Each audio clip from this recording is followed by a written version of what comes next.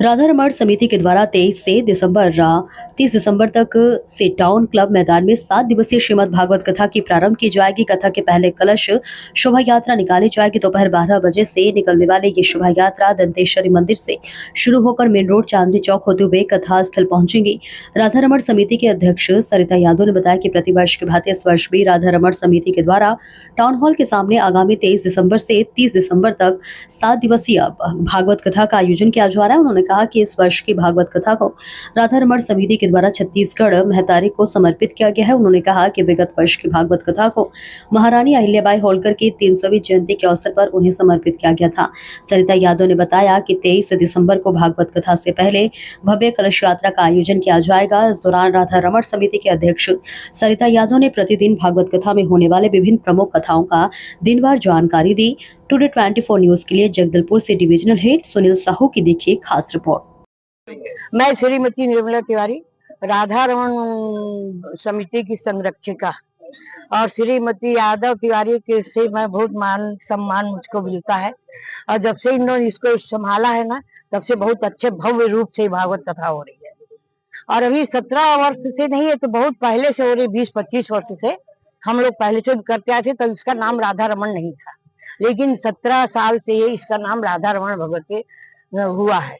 और ये बहुत अच्छे से होता है, पहले से बहुत अच्छे से होता है। पहले तो सीमित जगह में सीमित लोग आते थे, अब तो दूर दूर से जगह जगह से लोग हर पारा से हर मोहल्ले से आते हैं और बाहर से भी आते हैं, दूर गांव से भी आते हैं और खूब अच्छे से भागवत संपन्न होती है।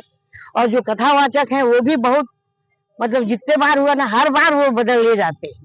कहीं वृंदावन से आते, कहीं दिल्ली से, कहीं इलाहाबाद, कहीं यूपी से। लेकिन इस वर्ष हमारे बस्तर के ही कथावाचक हैं अभिषेक पाठक जी, वो हमको कथा सुनाएंगे। और ये कथा बहुत अच्छे से होती है, शुरू भी अच्छे से होती है, समापन भी अच्छे से होती है।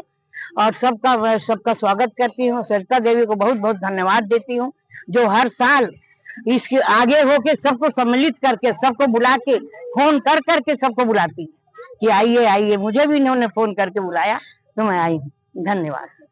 मैं श्रीमती मंजू ठाकुर, राधा रमण समिति की महिला संगठन सचिव।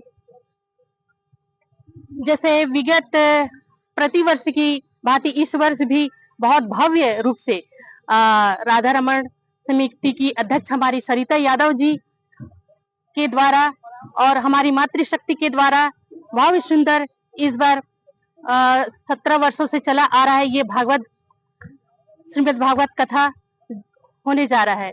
और भागवत कथा में हमारे पूज्य महाराज जी कथावाचक श्री अभिषेक आचार्य पाठक जी का आगमन होगा। और हमारे सभी मातृशक्ति बढ़ चढ़ के भाग लेते हैं, चाहे जगदलपुर के हैं, चाहे आसपास क्षेत्र के हो। और सभी का सहयोग से ये अद्भुत कार्य बहुत समापन और बहुत सुंदर से समापन होता है। श्री कृष्णाय वासुदेवाय हरये परमात्मने प्रणत क्लेश नाशाय गोविंदाय नमो नमः। मैं श्रीमती सरिता यादव, श्री राधा रमण भागवत समिति अध्यक्ष।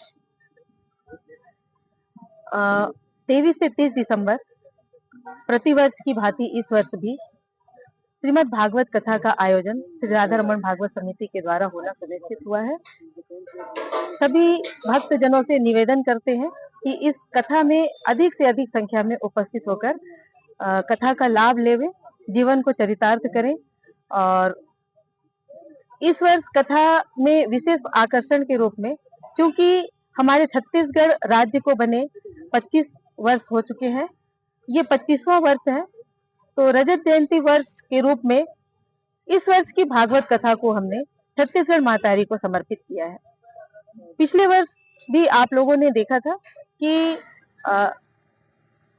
अहिल्याबाई होलकर जी के 300वीं जयंती के उपलक्ष्य में पिछले वर्ष की कथा अहिल्याबाई होलकर जी को हमने समर्पित किया था। तो इस वर्ष की कथा हम छत्तीसगढ़ मातारी को समर्पित करते हैं। और 23 दिसंबर से प्रारंभ होने वाली कथा में सर्वप्रथम पहले दिवस की कथा जो है कलश शोभा यात्रा के रूप में पूरे नगर में भ्रमण करेगी और उसके उपरांत कथा स्थल पर पहुंचकर प्रथम दिवस की कथा में हम श्रीमद् भागवत जी के महात्म का श्रवण करेंगे और चतुर्थ दिवस की कथा में श्री कृष्ण जी के जन्मोत्सव का आनंद लेंगे। पंचम दिवस की कथा में बाल लीलाओं का श्रवण करेंगे।